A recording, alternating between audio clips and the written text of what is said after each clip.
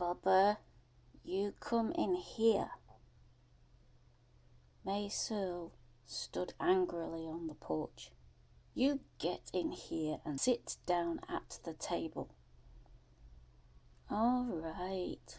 Bubba came slowly up onto the porch, pushing inside the house. What's the matter with you? She caught his arm. Where you been? Are you sick? I'm tired.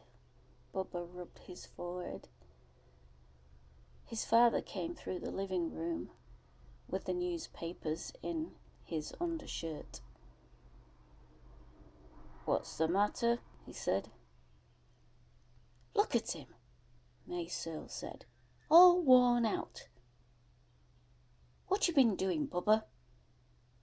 He's been visiting the old lady, Ralph Searle said. Can't you tell?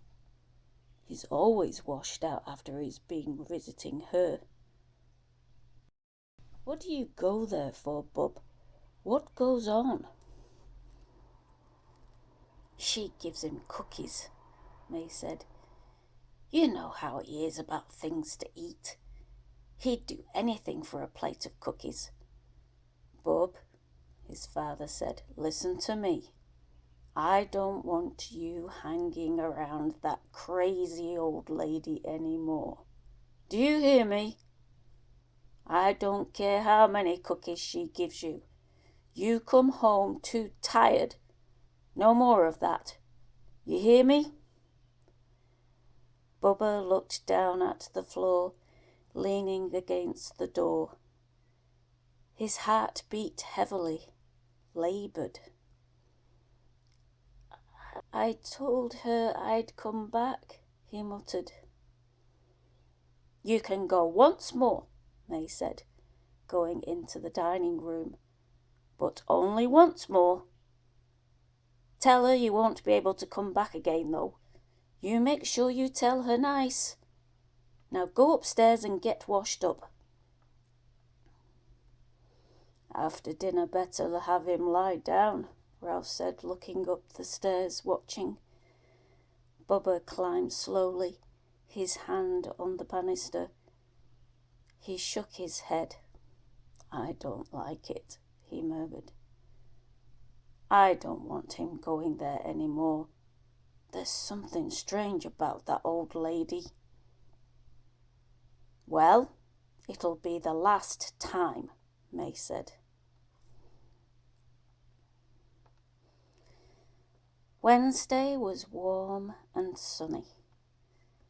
Bubba strode along, his hands in his pockets.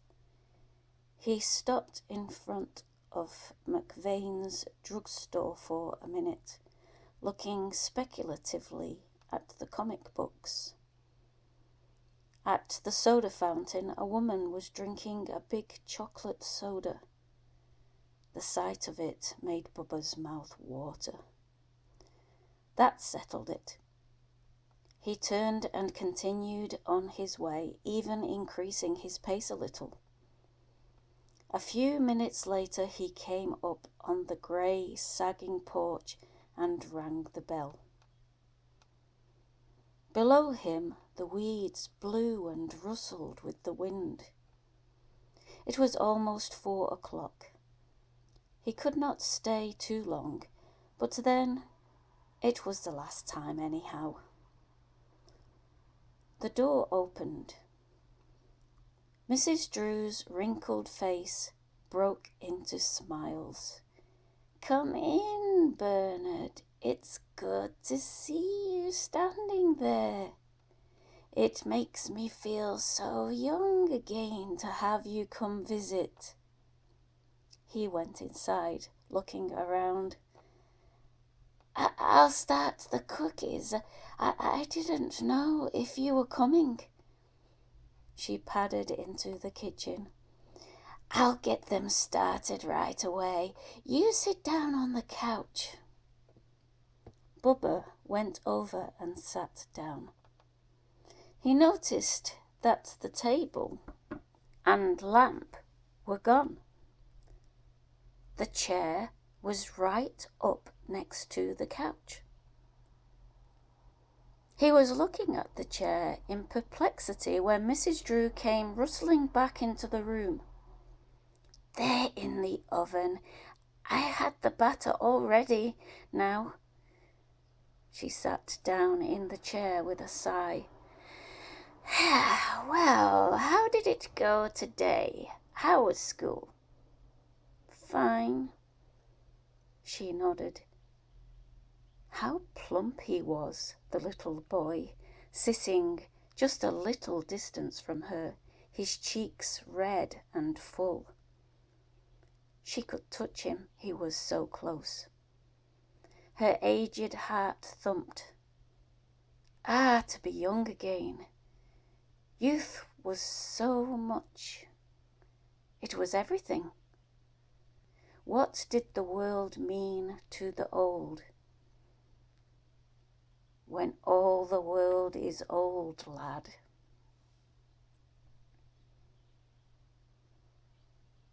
"Do you want to read to me, Bernard?" she asked presently. I didn't bring any books." "Oh," she nodded. "Well, I have some books," she said quickly. "I'll get them." She got up, crossing to the bookcase. As she opened the doors, Buba said, "Mrs. Drew, my father says I can't come here anymore. He says this is the last time. I thought I'd tell you."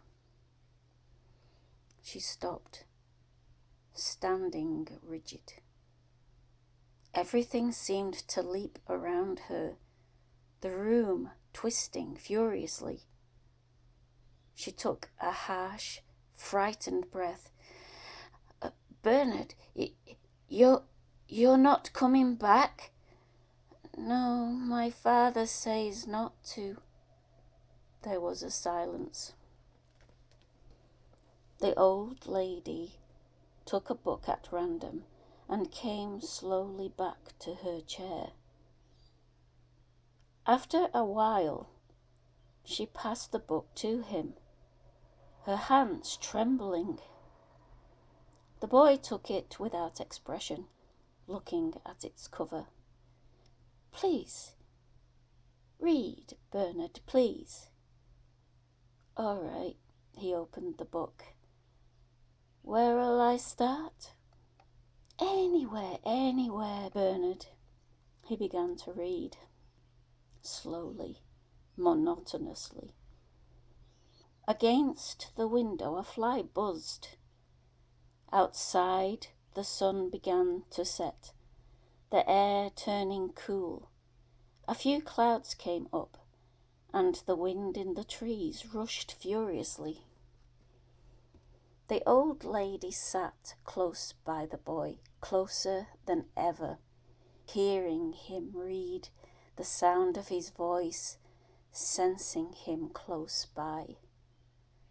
Was this really the last time? Terror rose up in her heart, and she pushed it back. The last time! She gazed at him, the boy sitting so close to her. After a time, she reached out her thin, dry hand. She took a deep breath. He would never be back. There would be no more times, no more. This was the last time he would sit there. She touched his arm. Buba looked up. What is it?" he murmured. You don't mind if I touch your arm, do you?" "No, I guess not." He went on reading. The old lady could feel the youngness of him flowing between her fingers through her arm, a pulsing, vibrating youngness so close to her. It had never been that close, where she could actually touch it. The feel of life made her dizzy, unsteady. And presently it began to happen as before.